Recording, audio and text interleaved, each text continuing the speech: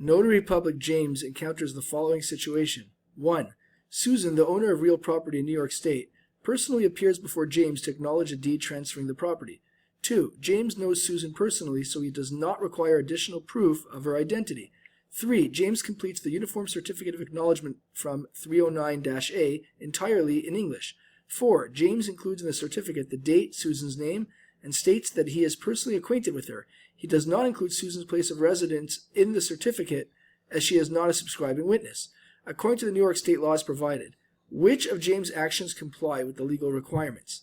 Well, let's have a look at each of these statements as compared to the relevant law to help us determine the solution.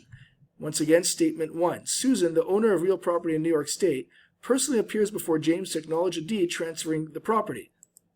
Well, if we have a look at section 298 found in the Notary Public License Law booklet entitled Acknowledgements and Proofs Within the State, it states, the acknowledgement or proof within the state of a conveyance of real property situated in the state may be made, 1, at any place within the state before, and subsection D, a notary public.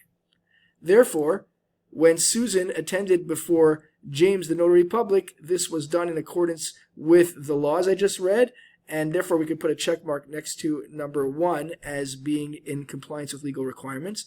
2. James knows Susan personally, so he does not require additional proof of her identity.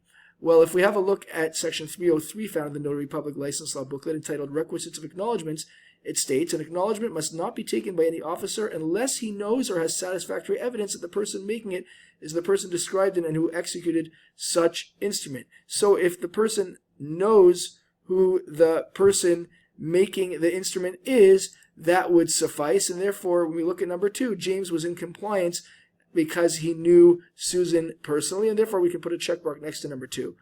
3. James completes the Uniform Certificate of Acknowledgement from 309A entirely in English. If we have a look at section 309-A found in the Notary Public License Law booklet entitled Uniform Forms of Certificates of Acknowledgement or Proof Within this State, I'm not going to read from all of it, but we can see here that this is indeed the act that governs the specific acknowledgement form, etc. Therefore, by James preparing this Uniform Certificate of Acknowledgement in accordance with this section of the law, he acted properly, and therefore we can put a check mark next to number 3. And finally, number 4, James includes in the certificate the date, Susan's name, and states that he is personally acquainted with her. He does not include Susan's place of residence in the certificate, as she is not a subscribing witness. Well, if we have a look at section 306, found in the Notary Public License Law booklet entitled Certificate of Acknowledgement or Proof, it states, a person taking the acknowledgement or proof of a conveyance must endorse thereupon or attach thereto a certificate signed by himself stating all the matters required to be done, known, or proved on the taking of such an acknowledgement or proof, together with the name and substance of the testimony of each witness examined before him, and if a subscribing witness, his place of residence.